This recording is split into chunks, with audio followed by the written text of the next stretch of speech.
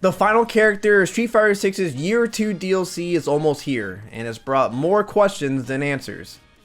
What's good YouTube, it's your boy Cusco on the ones and twos doing it big, never small, and our spring 2025 character Elena will be releasing on June 5th. Okay, beginning of June is still considered spring, but let's be real here, no one thinks spring whenever they think of June. If anything, summer vacation starts for students, and even the Summer Game Fest takes place the day after Elena releases. This is practically an entire year after Elena was first revealed during the announcement trailer of Year 2 for Street Fighter 6. Regardless, June 5th is a big day, and if you guys are new to the channel, definitely hit the subscribe button because I upload videos consistently regarding all things fighting games. Elena isn't the only thing dropping on June 5th. The Street Fighter 6 Years 1 through 2 Fighters Edition game, terrible name, amazing artwork, will be dropping as well. This will be the most complete package of Street Fighter 6 thus far, giving you access to 26 playable characters as well as all of the stages Street Fighter 6 has to offer so far. But the biggest news of it all is that it will be releasing alongside the Nintendo Switch 2 the same day. Two exclusive modes, one being Gyro Battle, in which you're able to take advantage of the Joy-Con's motion capabilities to perform attacks, as well as Calorie Contest, in which I guess you're able to play Street Fighter while also losing weight by using the motion controller. I don't know, it's really interesting. Will I ever play these modes? No, but it's there. It's there for you.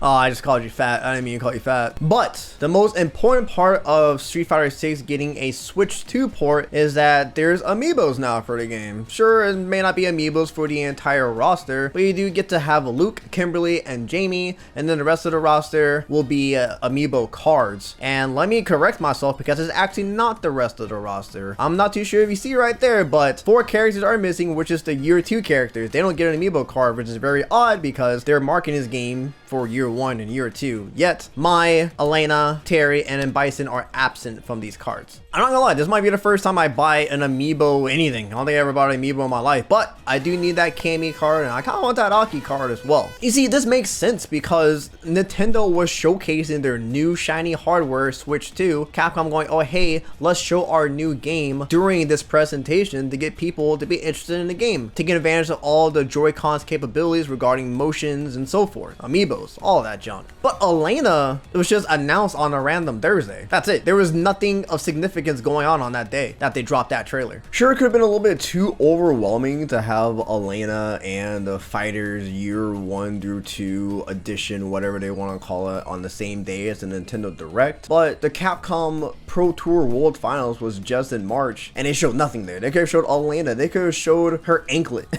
But instead, all we got was a little bit more information regarding the Pro Tour of 2025, and even then, Capcom waited till like 2 days later to just go on their Twitter account to post more details about the tour that they could have also announced during the showcase. Capcom Pro Tour 2025 officially kicks off with EVO Japan in May, and then Combo Breaker follows suit 2 weeks later, both being premiere events. But that's before Elena, which that means that not 100% confirmed, but like 99% true that the Pro Tour will be starting off on the old patch. That's really bad. Not good. Red alert. So not only are we going into a new season with the last character of the previous season still not available to play, but now players will be playing on an older version of the game that is going to change literally a month later with the Pro Circuit still going on. With both EVO Japan and Combo Breaker, we'll be seeing 2 players qualify directly into Capcom Cup 2025, as well as players gathering points towards the Pro Circuit. Not just that, CEO will be taking place the week of or the week after Elena drops, so people would have to, 1, learn Elena on the fly, and 2, get accustomed to the new patch. Now this happened with Combo Breaker of last year, in which Akuma dropped the week of the tournament. It was crazy. Akuma players were running amok.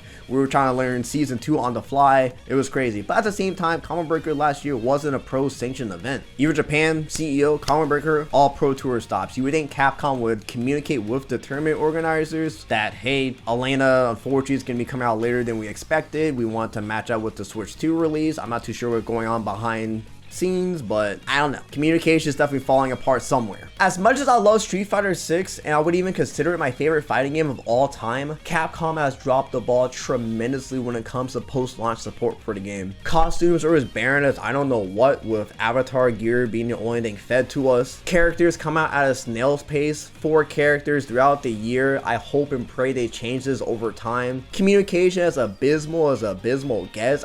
It blows my mind because towards the end of Street Fighter 5, we were getting transparent communication, the developer roundtables, discussing the future and the vision for the game, and we just don't get any of that anymore with Street Fighter 6. It's very unfortunate, but I don't want to end it on a sad, sour note. Year 3 characters should be announced very soon. I'm very excited about that. If we're judging off of last year with Akuma, they showed the new characters about 2 weeks afterwards, so I expect towards the end of June, maybe beginning of July, we should see some new characters. If you guys would like to see my picks for year 3, check out this video right here where I discuss the characters I would love to see. And also head over to mashhouse.gg/merch if you're into fighting games, which I know you are. They will get you some fighting game merch as we create lifestyle merch for all the fighting game fans out there.